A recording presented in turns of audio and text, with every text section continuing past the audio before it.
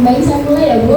Assalamualaikum warahmatullahi wabarakatuh. Waalaikumsalam warahmatullahi wabarakatuh. Selamat sore. Terima kasih sudah meluangkan waktu untuk hadir pada acara kami. Sebelumnya kami dari Universitas 17 Agustus, program studi ilmu hukum. Kami di sini akan mempresentasikan mengenai perlindungan konsumen. Sebelumnya izinkan kami untuk memperkenalkan diri terlebih dahulu. Saya Syabina Sabria, saya nanti akan menjelaskan materi mengenai apa itu konsumen, dan di sebelah saya ada Dinda Endra Putri yang akan memaparkan materi mengenai hak dari konsumen, dan di sebelah ini ada Bu Martin Santoso yang akan memaparkan materi mengenai kewajiban dari konsumen. Lalu ini Nabila Saharani yang akan memaparkan materi mengenai hak dan kewajiban dari pelaku usaha. Lalu yang terakhir Saulia Irma Wulandari yang nantinya akan memaparkan materi mengenai bagaimana cara penyelesaian sengketa apabila terdapat kerugian pada konsumen. Sebelum itu saya akan membuka materi yang pertama mengenai apa itu konsumen. Sebenarnya konsumen ini kita itu membahas tentang ini aja sih ya Bu, kegiatan kita sehari-hari. Pasti hari ini sampai dengan jam 4:30 mungkin ibu-ibu sudah membeli atau menggunakan barang atau jasa yang mana itu kita bisa disebut sebagai konsumen. Ibu udah beli apa hari ini? Sampo. Masak. Iya, masak ya kan. Ya, itu kita bisa disebut sebagai konsumen karena konsumen sendiri kalau dalam PDKT itu merupakan setiap orang yang menggunakan atau membeli barang atau jasa atau juga layanan dan digunakan untuk kepentingan diri sendiri, untuk kebutuhan rumah tangga, keluarga, anak. Seperti contohnya kalau misalkan apa ya?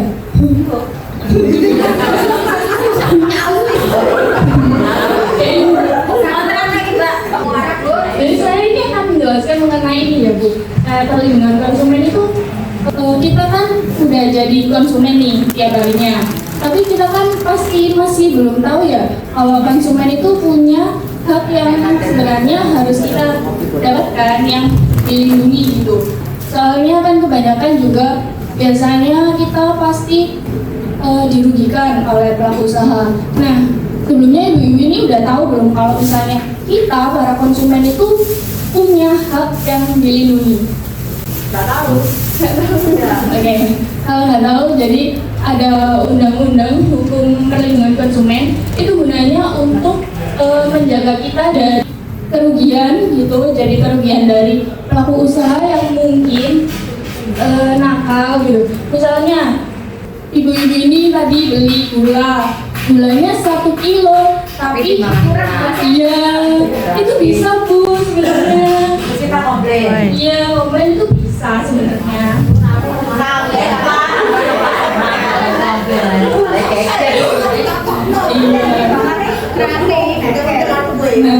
Itu tuh sebenarnya itu udah ada aturannya Bu, tapi ya mungkin kalau dalam sehari-hari kayak buat bisa gitu kan.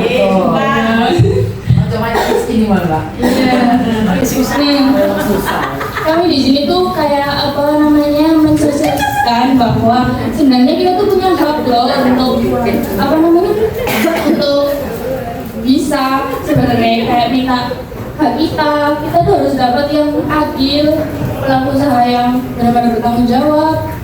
Tapi kan sekarang juga banyak kayak beli ayam 1 kilo dapat dari rumah timbangannya kurang kayak gitu. Banyak ya Iya.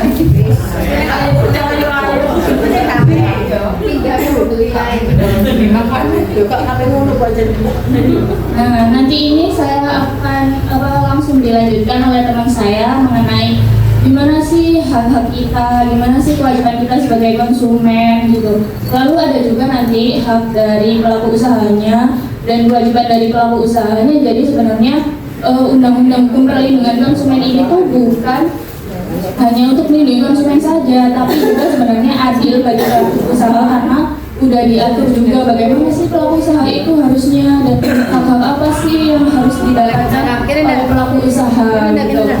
Di sini ada yang pelaku usaha juga? Oh, jadi konsumen semua ya, Bu? Ada. Bu Artini tuh benar juga. Iya. Tapi jujur kayaknya sih. Jujur. Oke, jadi untuk materi yang selanjutnya akan disampaikan oleh teman saya, Dinda Angela. Untuknya dipersilakan. Dinda. Aku angel. Nah, baik Ibu, selanjutnya ini ada materi tentang hak konsumen. Yang sebelumnya kan sudah dijelaskan sama teman saya ini mengenai apa sih itu konsumen. Nah, jadi pertama hak konsumen itu juga tertera di dalam pasal Undang-Undang Nomor 8 di perlindungan konsumen itu juga udah tertera kalau hak konsumen itu ada memberikan produk konsumen kenyamanan, keamanan, terus juga tentang adanya informasi yang jelas. Jadi kalau kita kan beli produk itu kan pasti kayak ada labelnya gitu kan. Jadi kita emang udah ada haknya untuk mendapatkan tahu tentang informasi di produk itu. Jadi kayak ada kandungannya apa sih, mengandung apa gitu. Terus hak konsumen itu juga ketika barangnya juga tidak sesuai seperti yang dijelaskan teman saya sebelumnya, itu juga bisa dilakukan pengkomplainan ke pelaku usaha.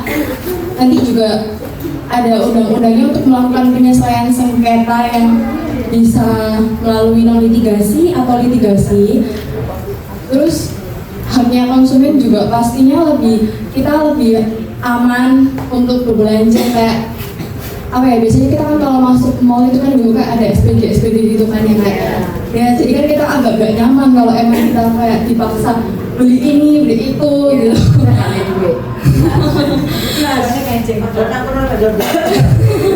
Iya, seperti itu Ibu kan. Jadi kita berhak untuk mendapatkan rasa aman untuk berbelanja itu tadi. Nah, untuk selanjutnya ada materi tentang kewajiban konsumen. Jadi kewajiban apa sih yang kewajiban apa sih yang harus dipenuhi sebagai konsumen juga selain ada hak gitu. Nah, selanjutnya akan dilanjutkan dengan teman saya yang bernama Jo. Sabar ya Mas.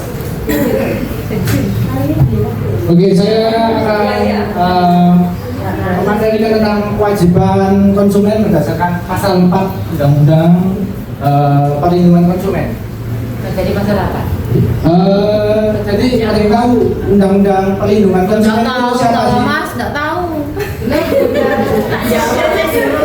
Nggak tahu soalnya Jadi kita belum untuk apa sih? Segar. Gak pernah ngengkel, gak pernah ngeyel. Kurang ya cukur, gak pernah ya segar. Jadi sebenarnya gini, Undang-Undang Perlindungan Konsumen itu betul-betul bagi konsumen yang mungkin merasa dirugikan gitu. Bisa juga konsumen itu keracunan karena makanan yang dibeli gitu. Nah, kita sebagai konsumen tentu merasa dirugikan gitu kan. Mungkin Bu Ibu mungkin belum merasakan gitu lah. Belum ada yang pernah ini? Shopee ya? Ya. Shopee itu tapi ada sistem returnya juga gitu ya, barang gitu. Ya, ada returnya. Kalau di retur kita gak ngurusin kan Mas, Kak. Apa ikhlas? Oleh yang lain diterima oleh apa, alhamdulillah. Sesuai dengan amal ada buatan. Tapi sebelum itu tentang kewajiban konsumen itu perlu ibu-ibu ketahui ya. Yang pertama itu membaca atau mengikuti petunjuk informasi atau prosedur gitu. Jadi kayak semisal ibu-ibu makan Indomie. Terus tradisional. Jadi kayak Indomie itu ada tentu harus direbus dulu. Ya mesti loh. Tapi kalau anak-anak kadang-kadang langsung makan langsung, ya, diremet gitu. Nah, kadang ada anak-anak yang mengalami keracunan gitu ya. Padahal kan harus direbus dulu. Yang kedua itu beretikat baik dalam melakukan transaksi pembelian barang atau jasa. Nah, etikat baik itu seperti apa? Ya sudah yang dijelaskan tadi ya, tentang beratnya itu harus sesuai dengan yang tertera dalam tulisan kemasan gitu. Di sini itu untuk menjualnya. Kalau untuk konsumennya, etikat baiknya dari mana?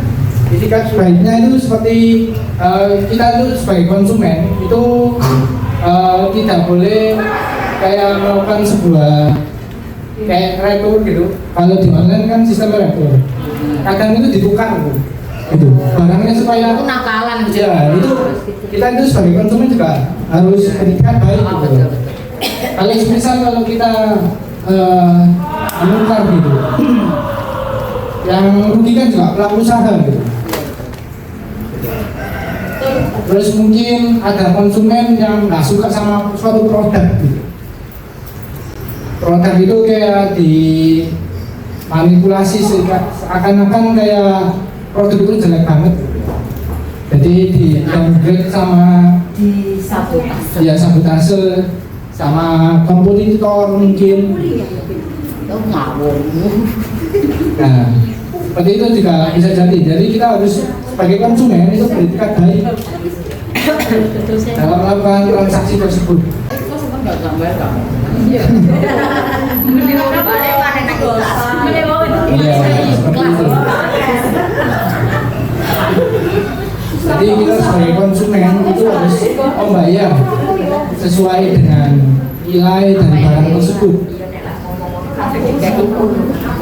Terus yang keempat itu mengikuti upaya penyelesaian hukum konsumen secara patuh. Semisal ibunya nggak terima anaknya keracunan karena produk mungkin produk makanan. Langkah pertama ini ngelabrak. Kalau sesuai nomor 1 itu membaca dan mengikuti petunjuk informasi. Makanya kita harus membaca dulu apakah itu kadaluarsa atau tidak. Betul. Jadi mengikuti upaya penyelesaian hukum itu seperti apa? Jadi kita tidak boleh langsung misalnya kita pergi beli gitu ya, itu langsung marah-marah ke penjual gitu. Tiba-tiba mungkin kita langsung nampar orangnya karena ada kita gitu atau dan makanya kita harus mengikuti upaya penyelesaian gitu. Kita dimediasi secara baik-baik. Kita tidak boleh main hakim sendiri. Karena itu akan jadinya hakimnya soalnya. Ya, nanti kita jadinya ke pidana ibu-ibu ya. Iya, ada hakimnya soalnya. Oke, mungkin dari itu saya silakan selanjutnya. Selanjutnya itu siapa disebut dong? Bu Nabila. Selamat sore Ibu. Semangat ya. Oke, tadi sudah disampaikan juga sama Koko Jo ya, Koko. Soalnya Cina. Sekarang Cece ya. Ya, sekarang Cece. Ini agak gelap. Tadi kan menjelaskan mengenai hak dari konsumen. Nah, sebenarnya itu mengenai hukum perlindungan konsumen sendiri itu nggak cuma mengatur mengenai konsumen aja, tapi juga pelaku usahanya itu juga diatur. Nah, dalam apa itu pengaturannya itu namanya Undang-Undang Republik Indonesia Nomor 8 Tahun 1999 tentang perlindungan konsumen. Mungkin ibu-ibu semua mau baca-baca bukunya atau mau beli boleh di Shopee. Ini bukan iklan ya. Atau di toko-toko boleh. Jadi di dalam sini tuh ada pengaturan mengenai konsumen sendiri dan juga pelaku usaha. Nah sebenarnya kalau bilang pelaku usaha itu emang biasanya konsumen itu lebih menyalahkan ke pihak pelaku usaha ya, karena merasa mungkin dirinya kan saya beli, masa nggak dapat return gitu ya kalau misalnya barangnya rusak. Seharusnya kan itu termasuk tanggung jawab dari penjual, dari pelaku usahanya. Tapi nggak banyak juga dari pelaku usaha itu kayak nggak mau kalau barang udah dibeli itu nggak bisa dikembalikan, nggak bisa direturn. Nah kalau gitu itu termasuk dalam yang namanya klausula baku. Nah klausula baku sendiri ini berarti bahwa peraturan yang tertulis ataupun nggak tertulis yang isinya itu sama untuk semuanya, diberlakukan untuk semua konsumen. Jadi untuk konsumen ini kayak gini aturannya, untuk konsumen kayak gini kayak gini aturannya, itu nggak gitu. Jadi itu untuk semuanya yang berisikan tentang aturan. Bentar, lupa saya. Itu sih. Iya, oke. YouTube. Tulisin komentar ulangan. Ya, ini ditulis nggak apa-apa. Ada buran ya. Kirain bukunya udah free Mbak biar kita pelajarin. Oh, kalau free bisa di-download di Google, ada. Apa aja itu sih. Nah, itu nanti tinggal baca-baca aja ya, di situ ada kok. Nah, klausula baku ini setiap aturan atau ketentuan dan syarat-syarat yang telah disiapkan dan ditetapkan terlebih dahulu secara sepihak. Jadi nggak ada yang namanya negosiasi. Misal saya nggak mau ini aturannya kayak gini, nggak. Ini ditetapkan oleh si pelaku usaha ini sendiri. Nah, dituangkannya dalam suatu dokumen. Nah, klausula baku sendiri ini nggak berbentuk kertas juga bisa. Kayak misalnya mungkin ibu pernah download kayak aplikasi, itu kan ada kayak namanya syarat dan ketentuan dari aplikasi tersebut kan ya. Nah, itu termasuk dari klausula baku. Nah, sebenarnya permasalahan dari konsumen sendiri ini kan kurang yang namanya literasi, kurang yang namanya membaca. Mungkin kayak aturan kayak gitu kan terlalu kecil-kecil terus banyak ya. Jadi kayak ya udah deh, setuju gitu kan. Kebanyakan dari ibu-ibu kan gitu ya. Meskipun beli-beli barang kan juga kayak gitu. Wes setuju ya mas, gak usah ribet-ribet gitu kan. Nah itu sebenarnya nggak boleh sepele ini bu, karena kita kan nggak membaca semuanya ya. Takutnya nanti ada yang namanya klausula baku yang tidak diperbolehkan atau dilarang sama yang namanya undang-undang ini. Nah, dari sini tuh ada di pasal. Bentar ibu, baca dulu. Nah ini dalam pasal 18, mungkin nanti bisa dicek lagi ya, mengenai ketentuan pencantuman klausula baku. Nah di sini tuh pelaku usaha tidak boleh mencantumkan yang namanya klausula baku yang menyatakan pengalihan tanggung jawab. Biasanya kayak ada di ini, karcis parkir, biasanya kan sepele emang. Kerusakan atau kehilangan barang Anda bukan tanggung jawab dari pemilik parkir atau yang jaga parkir gitu. Nah itu sebenarnya nggak boleh ibu. Harusnya Di rumah sakit komplain. iya, harusnya itu memang bisa itu dikomplain. Harusnya itu si pelaku usaha ini tuh harus melindungi hak dari yang namanya konsumen. Terus yang kedua ini menyatakan pelaku usaha berhak menolak penyerahan kembali barang yang dibeli. Biasanya kan kayak adalah yang barang yang sudah dibeli tidak boleh dikembalikan. Itu sebenarnya nggak boleh juga, karena ya melanggar ini. Terus yang ketiga menyatakan bahwa pelaku usaha berhak menolak kembali penyerahan kembali uang. Nah, biasanya kan ya itu tadi berhubungan dengan barang yang sudah dikembalikan tidak boleh, barang yang sudah dibeli tidak boleh dikembalikan. Terus si pihak konsumen akhirnya menuntut untuk ganti rugi uang aja, uangnya yang kembali. Nah, dari pelaku usaha ini kan nggak mau, kalau ya udah dibeli ya udah gitu kan. Nah, sebenarnya itu juga nggak boleh ibu.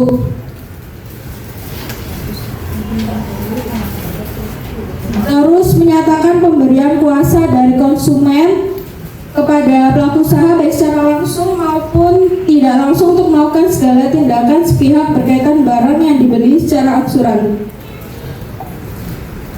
Nah ini kalau yang mengangsur biasanya kayak nyicil pakai apa itu, beli di Shopee pakai SPayLater. Nah itu barangnya yang dibeli ternyata rusak. Terus kita mengajukan return biasanya ditolak dari pihak penjualnya. Iya, soalnya kan belum lunas, belum termasuk ke sana. Nah itu juga nggak boleh. Nah dari hak pelaku usaha sendiri ini ada di pasal 6. Mungkin di sini juga ada di kertas yang tadi sudah diberikan itu ada, mungkin bisa dibaca. Nah hak dari pelaku usaha ini merupakan kewajiban dari konsumen. Jadi kewajiban dari konsumen ini harus dipenuhi oleh hak dari pelaku usaha. Nah, yang pertama itu kewajiban konsumen kan harus membayar. Untuk misalnya kalau beli barang itu kan harus bayar, atau beli jasa kan kayak termasuk misalnya menjahit atau mencuci baju, laundry gitu kan jasa ya termasuk. Nah kewajiban konsumen kan membayar dari apa yang sudah diberikan dari pelaku usaha. Nah hak dari pelaku usahanya adalah berhak untuk menerima pembayaran tadi. Terus yang kedua untuk mendapatkan perlindungan hukum. Nah sebenarnya kalau dari perlindungan hukum sendiri ini enggak cuman konsumen aja yang harus dilindungi, tapi pelaku usahanya juga. Kadang kan mungkin ya ada pelaku usaha yang jujur tapi konsumennya yang nakal, atau sebaliknya konsumennya yang nakal tapi pelaku usahanya yang jujur. Nah ini harus dilindungi dua-duanya, jadi nggak ada ketimpangan mengenai kondisi sosialnya mereka.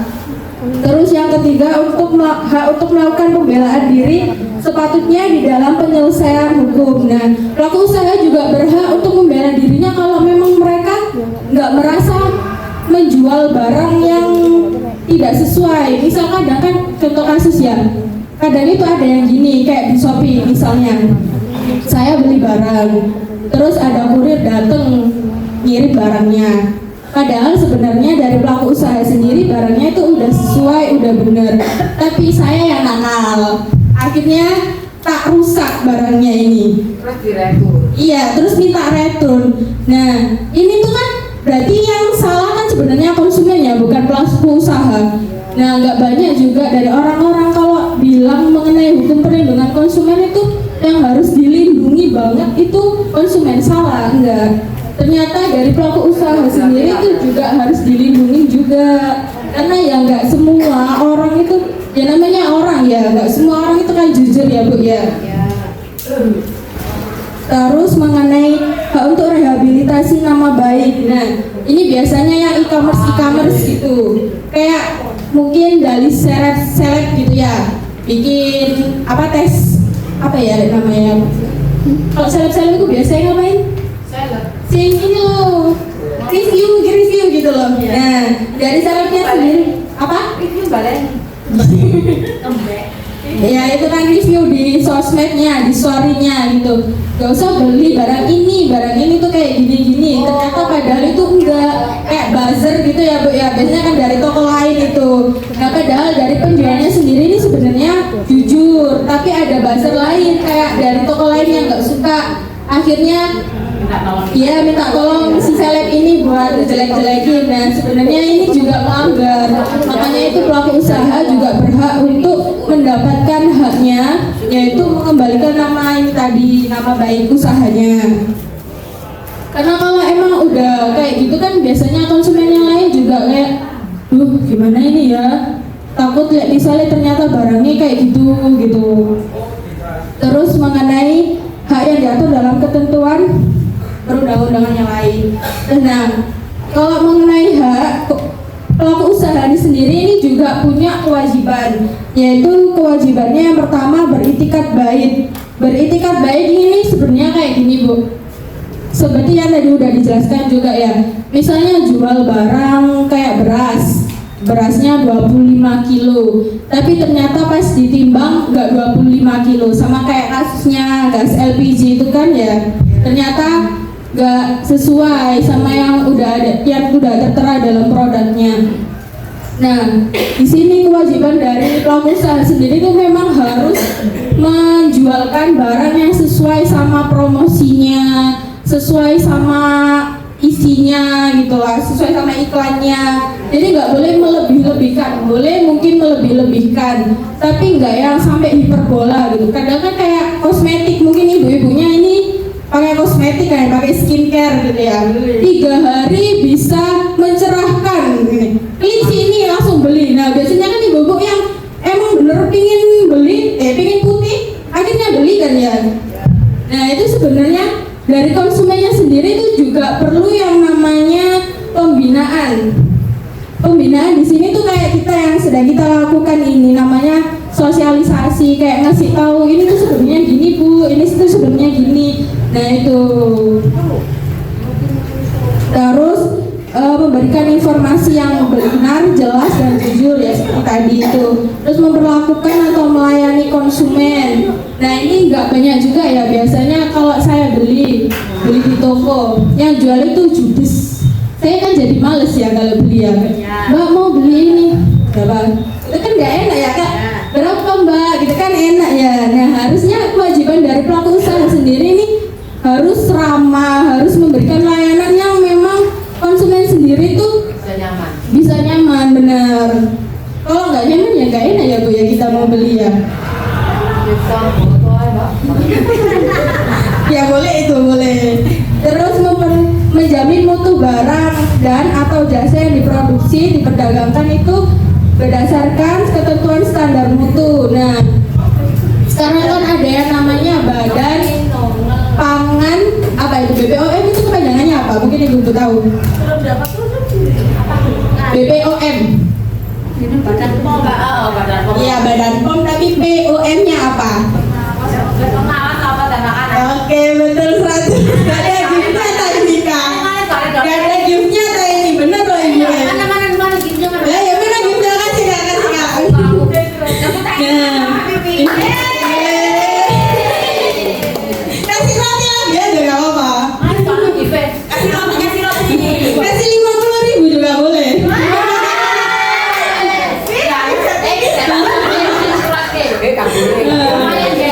Nah di sini tuh apa tuh peran dari badan POM ini tuh mengawasi itu tadi. Jadi kan memang kadang itu ada beberapa produk atau beberapa makanan itu yang memang lolos ya Ibu. Kadang itu ada kayak skincare juga kan ada yang lolos juga, nggak ada apa tuh BPOM-nya. Nah ini tuh kewajiban dari pelaku usaha itu harus mendaftarkan apa ya namanya? Iya harus halal juga. Jadi kalau apa itu yang dipasarkan, produknya yang dipasarkan itu sudah teruji klinis, sudah teruji standar mutu lah ya. Kalau misalnya ibu-ibu mungkin belum pernah menemukan produk tapi nggak ada kayak standar MUI atau apa itu logo halal, itu bisa dilaporkan aja Ibu. Soalnya saya juga pernah menemukan beberapa makanan atau beberapa skincare itu nggak ada QR-nya, nggak ada apa itu labelnya, label halalnya. Sekarang juga kalau mau cek beneran apa itu kode BPOM-nya itu beneran ada atau enggak, sekarang ada juga di aplikasi. Mungkin ibu-ibu mau download itu bisa, namanya BPOM Mobile. Kita nggak jualan. Iya. Ya sebenarnya itu kan sepele ya Bu ya. Ibu kan biasanya kan beli produk. Ini udah teruji apa enggak ya? Saya ngasihkan ke keluarga saya ini udah layak apa enggak, benar. Nah itu nanti bisa dicek. Sekarang itu zamannya udah canggih. Kan ibu-ibu juga udah pada punya HP ya. Nanti tinggal scan aja barcode-nya. Biasanya soalnya ada yang pelaku usaha yang curang Ibu. Jadi kayak tempel gitu aja. Apa itu barcode-nya, padahal itu ya barcode nggak apa-apa, bukan barcode BPOM juga. Terus selanjutnya memberi kompensasi ganti rugi. Nah sebenarnya ini kan sejalan sama yang udah saya omongin tadi ya. Memang sudah seharusnya dari konsumen itu kalau mau menggugat untuk minta ganti rugi, sudah seharusnya pelaku usaha itu mengiyakan atau memberikan, jangan malah menolak. Itu melanggar. Nah itu nanti bisa dilaporkan Ibu, bisa dilaporkan ke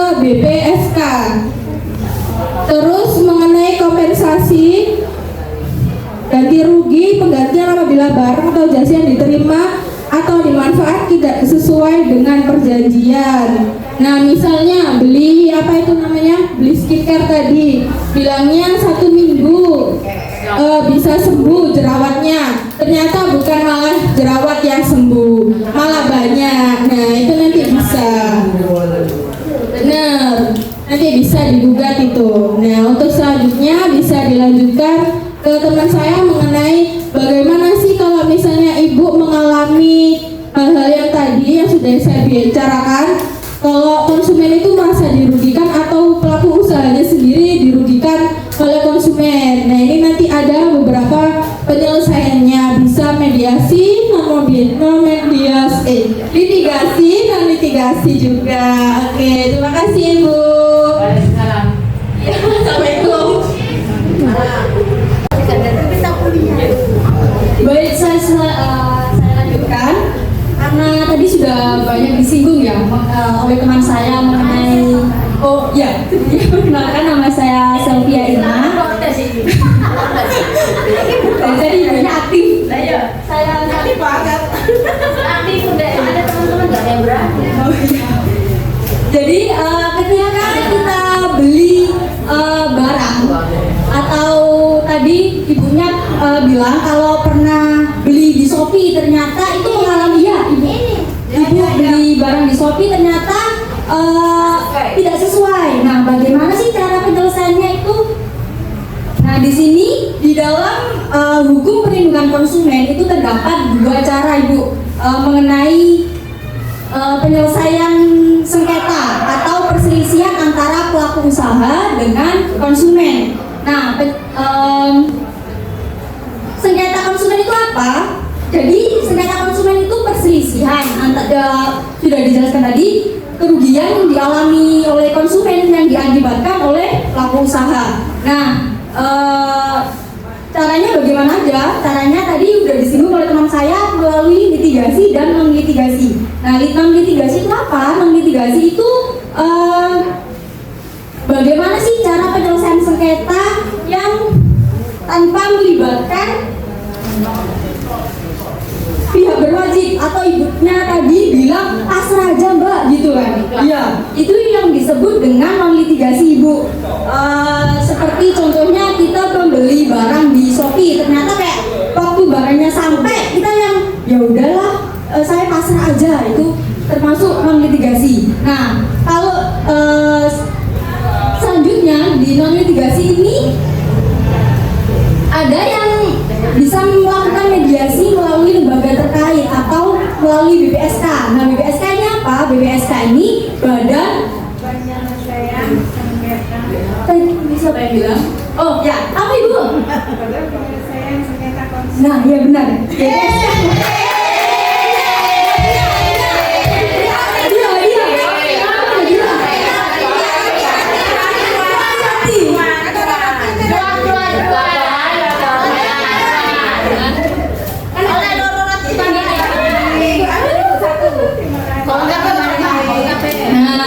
BPSK adalah Badan Penyelesaian Sengketa Konsumen, yang mana penyelesaian nanti bisa melalui mediasi atau arbitrase, yang mana prosesnya meliputi pendaftaran, pemeriksaan, lalu ada putusan dan pelaksanaan putusan seperti itu. Nah, keunggulan penyelesaian non litigasi ini apa? Yang pasti keunggulan non litigasi ini prosesnya murah lalu cepat gitu kan, tanpa kita harus lapor kepada pihak yang berwajib. Nah, kalau untuk yang secara litigasi ini apa? Secara litigasi ini proses penyelesaian sengketa melalui pengadilan, Ibu. Nah, proses penyelesaian sengketa melalui kenapa Ibu? Beli tempe kok pengadilan. Kalau ibunya mungkin ingin menyelesaikan sengketanya, oh ikhlas ya Ibu ya, itu yang ikhlas ya. Atau mungkin melalui pengaduan langsung Ibu, pengaduan langsung kepada pelaku usahanya. Nah, itu disebut non litigasi Ibu. Kita minta kerugian langsung datang ke tempatnya pelaku usahanya, Mbak ini kayaknya saya salah deh, harusnya belinya yang ini atau yang ini gitu. Ya, seperti itu. Nah, di sini saya akan jelaskan bagaimana sih caranya yang litigasi Ibu. Semisal ibu-ibu di sini atau kita semua yang di sini, semisal kita beli sepeda motor gitu ya, sepeda motor ternyata kita atau ternyata kita ditipu, kan banyak tuh kasusnya penipuan sepeda motor atau enggak mobil kayak atau apa, itu kan pasti kerugian yang kita alami banyak sekali kan Ibu. Nah bagaimana sih prosesnya di pengadilan? Pastinya kita lapor kepada pihak yang berwajib, lalu nanti di pihak yang berwajib ini diarahkan kepada pengadilan kan. Nah di pengadilan ini nanti ada tiga jenis sengketa atau putusan. Yang pertama ada small claim court, itu ini Bu, jenis-jenis kerugian yang kita alami. Small claim court itu sedikit bahasa Inggris Bu. Jadi small claim court ini pengadilan untuk sengketa dengan nilai kerugian kecil. Nah, yang kedua ada class action, gugatan kelompok yang diajukan jika banyak konsumen yang mengalami kerugian yang sama. Semisal ini di sini jangan sampai ya Ibu, di luar ternyata banyak nih yang mengalami kerugian yang sama. Seperti ini tadi kerugian mengenai sepeda motor, nah itu disebut dengan class action. Nah yang ketiga ada legal standing, gugatan yang diajukan oleh lembaga resmi atau badan hukum konsumen untuk mewakili masyarakat dalam kasus tertentu. Ya yang pastinya di dalam litigasi ini membutuhkan uang ya, pasti kan? Iya, sewa pengacara atau apa gitu kan. Nah, tapi waktu pengajuan ini tadi kayak perselisihan atau kerugian tadi dipastikan terlebih dahulu, kita ini benar nggak sih? Kita ini beneran dirugikan nggak sih gitu? Harus ada bukti Bu. Jadi nggak bisa asal bilang kayak saya dirugikan gitu, nggak bisa Ibu. Jadi harus ada bukti mendukung bahwa kita memang benar-benar dirugikan. Nah itu tadi yang didapat saya sampaikan mengenai penyelesaian sengketa, yang mana ada dua apa tadi Bu? Ada dua Litigasi sama ya. litigasi. Kasih mana?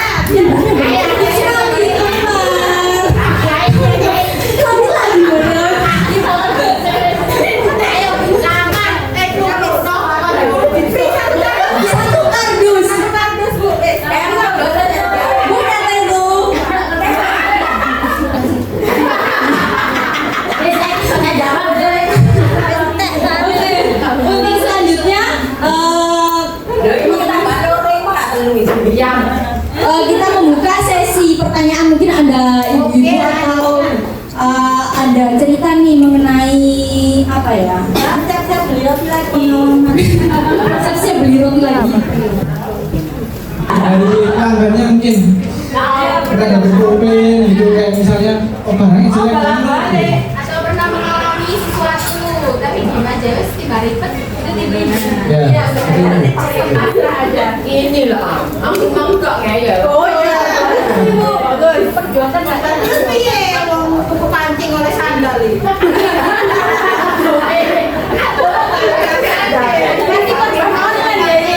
Dan sama mbaknya tadi loh.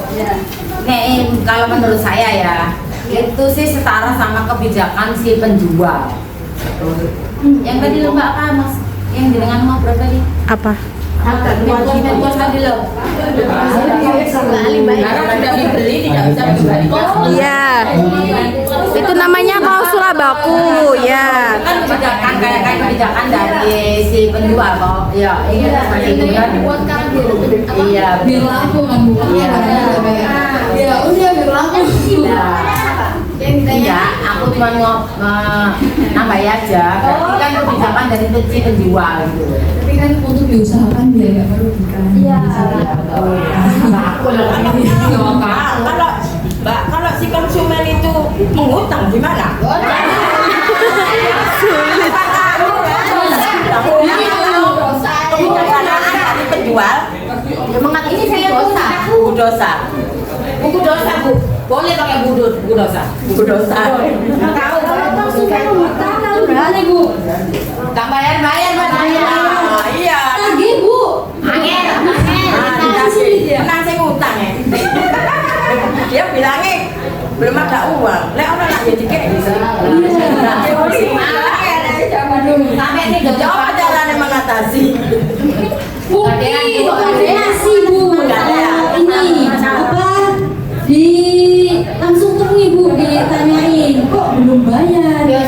Kalau orangnya menggila, Kalau orangnya menggila ya susah Bu. Ini mungkin bisa melakukan pengaduan Bu melalui pihak yang berwajib. Kalau itu kalau masalah hukum lebih besar. Ya secara otomatis secara otomatis memang hukumnya juga. Sabar. Mungkin gini Bu, kita mau mediasi secara langsung gitu, nggak harus kayak kita marah langsung gitu. Yang sesuai poin itu kita memang kewajiban dari konsumen itu memang harus membayar kan, sesuai dengan nilai yang sudah diberikan sama pelaku usaha. Jadi gimana sih? Ya mediasi secara damai saja. Nggak perlu kita harus duga gitu kan biayanya makin tinggi, maka kita perlu yang namanya mediasi secara baik-baik. kekeluargaan Iya, kekeluargaan kekeluargaan. sudah. Terus untuk step selanjutnya setelah kekeluargaan itu apa? Masalahnya ini kekeluargaan sudah sering dilakukan. Misalnya sampai si dokter bangkrut dan terkawin banyak. Maksudnya setelah kekeluargaan itu step selanjutnya itu apa? Soalnya lagi ngomong kayak gitu. Kalian masih utang. Mengenai yang kayak seperti itu, mungkin ibu harus mulai membatasi gitu ya. Orang yang utang gitu supaya nggak terlalu over gitu. Ya, mungkin juga ada warung yang sudah bayaran langsung gitu ya. Itu mungkin diberikan. Nek ditulis ing ngono iku kok gak dianu warga anu tetangga. Mungkin nggak ada yang beli gitu ya mungkin ya. Dilarang hutang, dilarang hutang. Mana lagi? Ya mungkin ada beberapa yang pelaku usaha. Jadi pelaku usaha itu selalu kan produsen gitu ya. Jadi kayak ibu-ibu yang dagang-dagang kecil-kecil itu cuma ya emang pelaku usaha ibu itu, gitu. Definisi pelaku usaha itu nggak seharus kita harus produksi barang banyak. Pelaku usaha itu hanya sebatas kayak ibu mungkin kulaan gitu, kulaan beberapa banyak gitu. Itu sudah disebut pelaku usaha. Gitu. Ya nggak seharus produksi banyak. Gitu. Definisi dari pelaku usaha. Mungkin ada yang ditanyakan. Ayo lagi. Kok ini banyak kok sih oleh?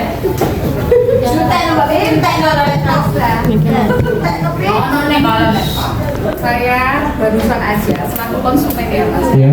di Shopee juga. Waktu di Shopee itu promonya kan karpet, karpet itu bagus, tebel. Memang pernah beli bagus. Kemudian beli kedua, itu saya kira sama. Ternyata yang datang kok di luar ekspektasi. Ya. Terus ini ngadunya kemana? Kan ada ya kolom yang untuk apa? Bukan apa namanya bintang apa-apa itu. Sudah, tapi mereka kan kayak ngabaikan hanya menerima. Terus kita maunya gimana ya sekarang? Kita ngadunya kemana? Ya itu kan artinya pasrah kan? Ya. Maksudnya saya ini mau ngadu kemana lagi? Kasih. Namanya ke BPSK Bu. Nah BPSK ini kan jadi perantara, jadi kita tuh nggak perlu bayar. Tapi nanti mereka mempertemukan ibu dengan pelaku usaha yang ibu merasa dirugikan itu tersebut. Nah nanti kalau misal pelaku usahanya itu nggak bisa dihubungi, kayaknya ya lanjutnya ke litigasi maksudnya. Jadi seperti gitu. Ya, tapi kalau memang litigasi itu kan memerlukan biaya yang banyak ya. Jadi memang konsumen kebanyakan kayak ribet, ikhlasin aja mesti gitu ya. Jatuhnya memang seperti itu. Sebenarnya itu masuk ke ini sih.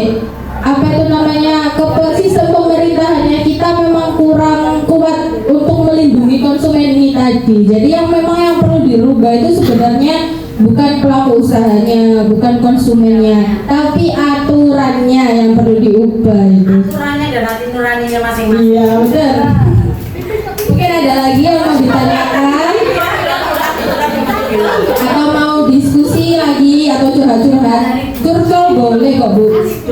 kita open. Mungkin ada lagi Ibu. Ini ada hadiahnya, hadiah utama. Tuh, beneran ini, beneran. Sumpah, swear. Ayo. Atau dari yang udah diberi bacaan tadi ada yang mau ditanyakan kurang jelas gitu.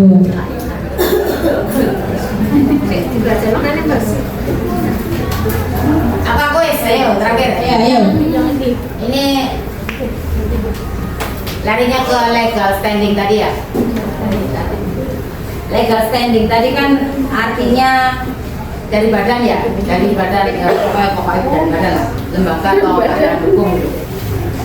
Itu berarti masalahnya juga dari apa, penjual tadi sih paling bawah, apa konsumennya gitu. Maksudnya gini loh Bu, kan artinya legal standing kan pengajuan gugatan yang dilakukan oleh lembaga atau badan konsumen. Betul. Yang resmi. Betul lagi sedikit. Menyelesaikan sengketa konsumen. Saya kan sudah berargumen sama si penjual. Nah di tengah-tengahnya itu pasti dianya lah yang tengahin si legal standing tadi. Oh, legal standing. Oh, maksudnya legal standing ini. Kerjanya apa legal standing itu? Legal standing ini Bu, jenisnya gugatannya. Bukan badan hukum. ada badan hukumnya, ada BPSK atau LPSK. Kirain padahnya. Bukan. Siap. Berarti buka 1, buka 2 keren ya.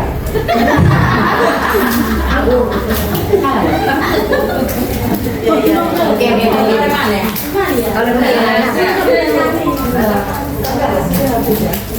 Ada lagi Bu? Ada nggak jualan ya? Ya Bu, jangan khawatir. Ayo pertanyaannya, sama yang kasih pertanyaan kita yang jawab itu hadiah. Biar yang Mbak Ropa tadi yang jawab.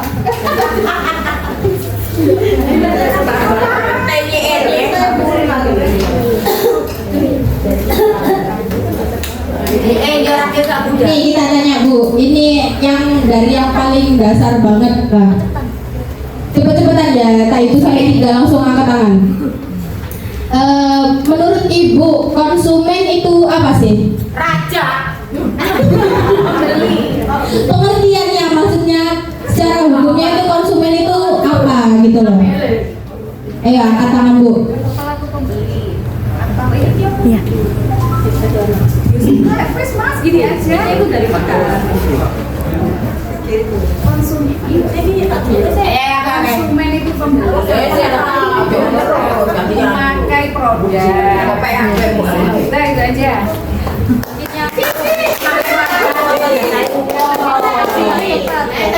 Ada jawaban lain yang lebih coba ya. Coba.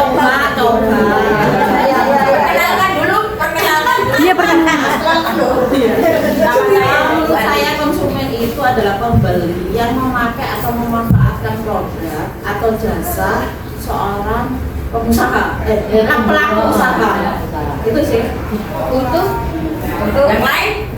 untuk jualan pakai sendiri. Benar sekali. Tangan tepuk Nggak boleh memperjualbelikan lagi. Oh, tidak boleh. Iya, nggak boleh. Jadi Kayak saya beli di toko, saya jual lagi tidak boleh. itu masalah usaha. Jadi konsumen itu untuk sendiri. Salah nggak ada. Iya.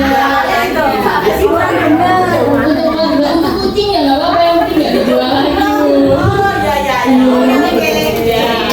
Membedakan ahli. Iya. Itu jualannya udah 99% benar.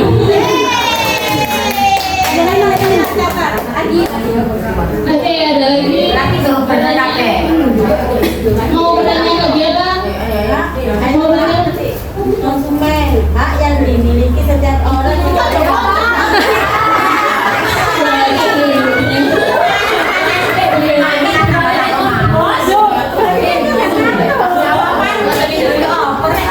Ya ini dari materi yang udah saya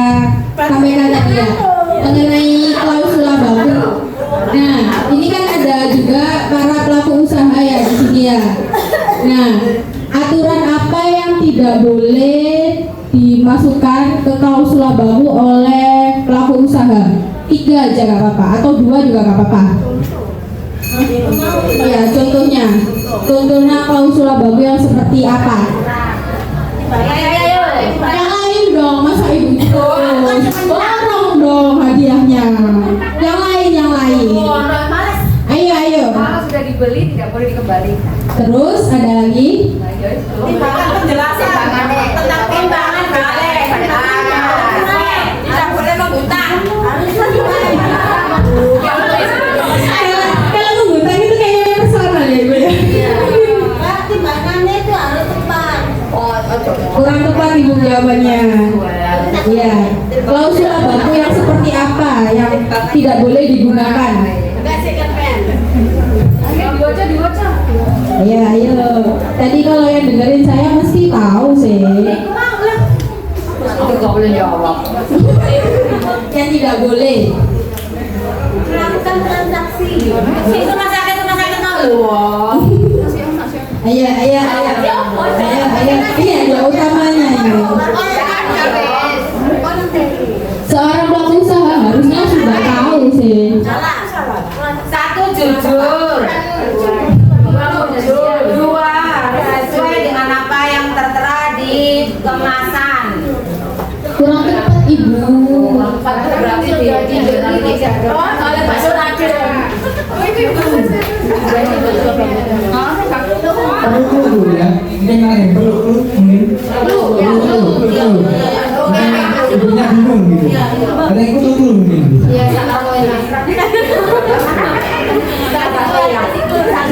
Ayo Bu.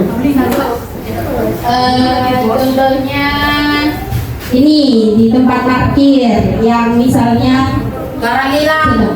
ya barang yang hilang atau kendaraan yang hilang itu bukan tanggung jawab dari yang punya parkiran.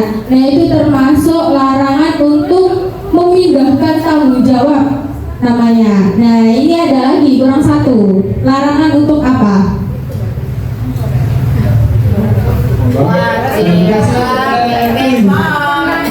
Wajib mendaftarkan ke BPOM kalau itu Mamin. Beda.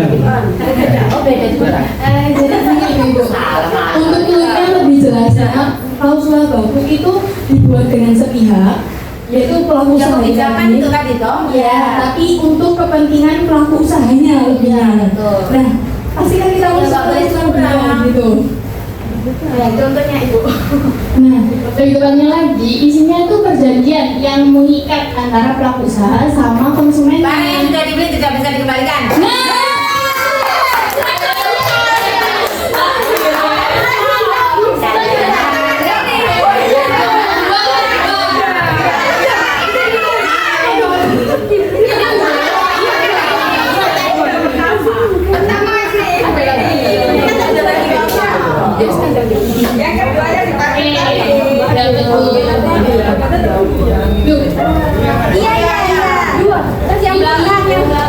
Kau kurang teliti.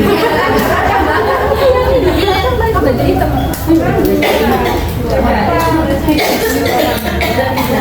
mana lagi?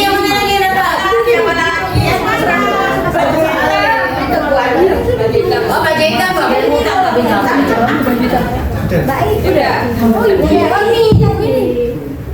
Oh, soalnya dia mau ngutang utang kalau pakai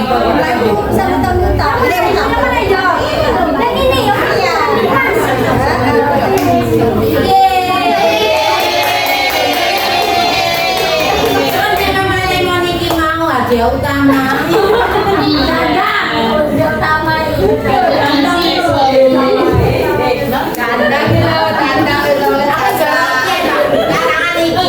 Masuk YouTube Bu nanti bisa dilihat.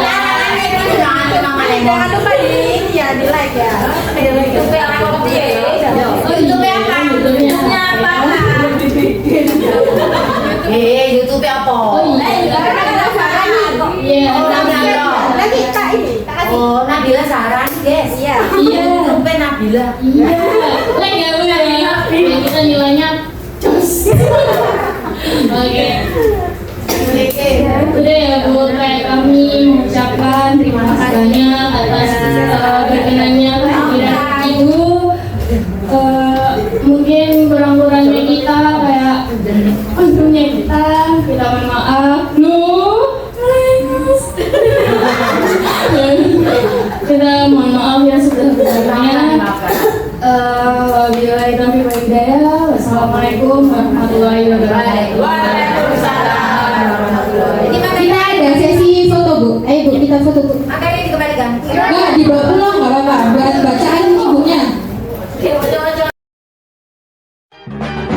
One is the loneliest number that you'll ever do.